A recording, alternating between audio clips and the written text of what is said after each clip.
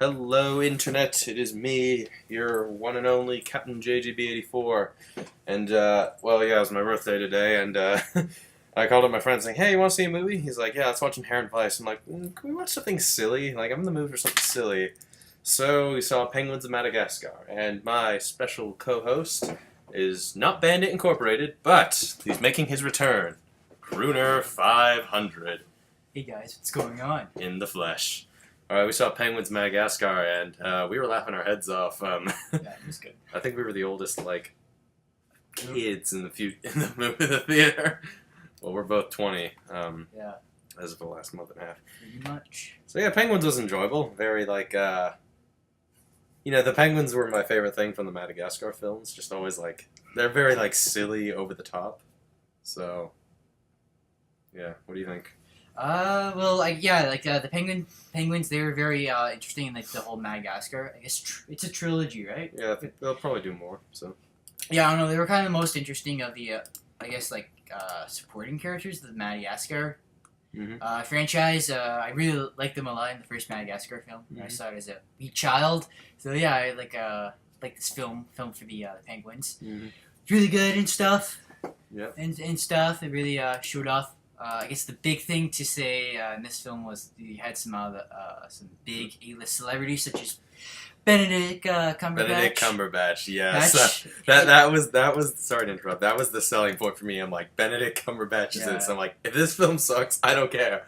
I just want to hear his voice. Yeah, he has a good voice, and I guess if you haven't been living under a rock or you were reading the internet in September, he did that BBC documentary on penguins, and he cannot pronounce the word penguin. Yeah, he puts a really big emphasis on the Q. Even there's no Q in penguin. There's a G in penguin. Oh wait, penguin. Oh yeah. No, fuck, you don't know how to pronounce penguin, man. No, I don't know how to spell it. I know how to pronounce penguin. Okay, and even in the film, he cannot pronounce it right, and it's kind of funny, I must say. Yeah, he does the same thing, so that's a good laugh if you like laughing at British people who can't pronounce stuff right. Yeah, and it's like he's just as much of a dick as I sometimes think Cumberbatch is. He kind of plays this this big shot like action spy who has like all the resources, so he's a lot more fancier than the penguins, but he's not very good in the whole like improvising department or the winging it. Everything. He has a plan. They do an over top plan everything. Well, the penguins they wing everything. Even though they say that was part of the plan. That was part of the plan. He acts in that. So the story is fairly simple. It's basically it sets off I think just before first it starts off in the Antarctic, and we see the three of them. Skipper, Kowalski, and Rico, and they rescue an egg from these angry seals, and the egg hatches to be private. Yeah, it gives like it's like a little bit of like an origin story to like how the penguins came together. The only thing I was disappointed, I don't know if they showed it Madagascar on the Penguins TV show how they got to the zoo, but yeah, it was a little bit of character development. If you want to be do I have to be very exact for the film nerds, or should I just be really basic about it? Be basic. Yeah, to show some how they got together in the Antarctica. Yeah, in the Antarctic. Also to note, I thought this was kind of neat. This is for us film nerds here. Werner Herzog, who he's like this really like incredible German film director. I think Roger Ebert like worshipped him. He's in the film. He's a narrator in the film, which I thought was funny. I love that they poke fun at the fact that everyone documents fucking penguins. So, yeah. Did he do March of Penguins? No, he didn't do March of the Penguins. Oh, okay. I think they just wanted him because, well, he's got a good voice. So. Yeah. Too bad they didn't get Morgan Freeman. No, they need Freeman to do the March of Penguins stuff. Yeah, that would have been funny. Yeah. Fun fact: Morgan Freeman's only animated film was the Lego Movie. Yeah. Mm-hmm. So yeah, and then anyways, they're being chased by this very colorful octopus, played by John Malkovich. He's the other character who has a very interesting voice too. Yeah, John Malkovich, and he is just. It kind of reminded me a bit of any of those who watch Megamind. Megamind himself, he has the craziest expressions all over his place. Yeah. He's just like, There's even one funny bit I remember. Remember the Skype call they did? Oh yeah. I was laughing my head off at that. I'm like, I don't know how many podcasts I've done with Bandit where it's just like where if this ever got off the cutting room floor, where it's half an hour of us just figuring out how the hell Skype works at the time. Bandit Incorporated is a YouTuber I do. I watched one of your vlogs. Oh, good. Vlogs. I think there's like a like on there. Oh, just one like? I see how it is. Well, I don't have multiple YouTube accounts. Accounts in Smosh. What was that? Anyway, so the film's enjoyable. It's very funny. Anyways, they get chased by this octopus, and then Benedict Cumberbatch and his team sort of rescue them, and the film sort of focuses more on Private and his like role in the team. Yeah, more his role in the team, and like he always he's good at what he does, but he's always sort of like that guy, you know, the sort of like.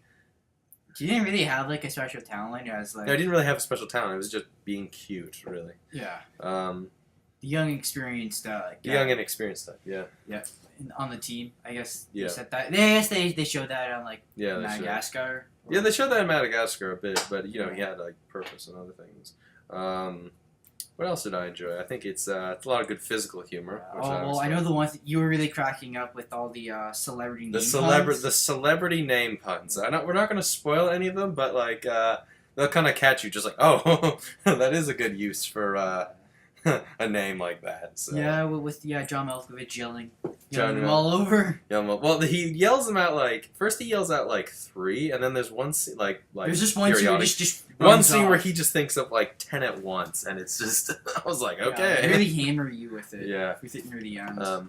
It is very much a DreamWorks film, meaning it's more about like trying to get you to laugh. Not saying like the story or characters aren't good, but it's more about trying to make you laugh most.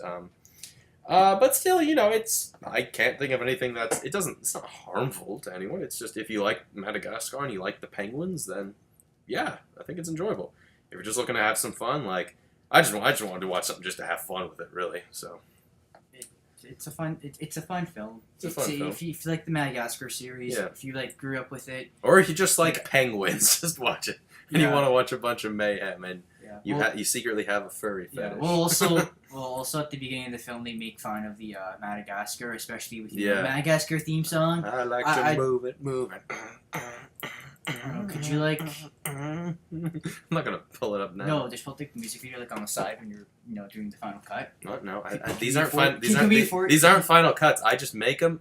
Boom, they're on YouTube. So. Well, I don't know. I think some professional editing could like. No. Okay, then I guess we should call this the lazy reviews then. This is the lazy review. Yeah, so Penguins of Madagascar, it's enjoyable, and yeah, you'll have fun with it. I was laughing my head off because I'm easily amused, and this guy was like, we're going to watch Inherent Advice, you know that. Yeah. We'll probably watch Inherent Advice soon. I think next week or something. Maybe next week, yeah. Yeah. Or next week, or something that comes out at Christmas time. But yeah, that's Penguins of Madagascar. I give it a nice 7 out of 10. It's enjoyable, it's fun. Yeah, it's silly and over the top, but... Look, like just looking at the poster, yeah, you're, yeah. You know what you're gonna expect. Especially if you watch the trailers. A lot of like the funniest stuff is in the trailers, but I don't know, it's kind of like seeing it on screen versus seeing it in a trailer is kind of worth it. I didn't see the trailers, so I wasn't like spoiled with all the jokes and stuff. No, we watched when we watched How to Train Your Dragon 2. I kind of like pushed that out of my mind, so like it didn't really kick in yet. Yeah, I just remembered.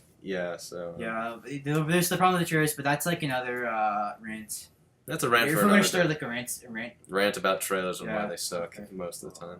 Well, not why they suck, but why like it's crazy what they do with trailers. Well, going back to this film, I give it 7 out of 10. Mm-hmm. 10. It's like the spin-off series. It's like the spin-off. It's like Puss in Boots, but with penguins. It's a spin-off film that doesn't suck. We'll put it at that. Yeah. You got my pun, right? Right? It's like Puss in Boots but with penguins. Just try to punch you in the face. That's all from me, so see you later.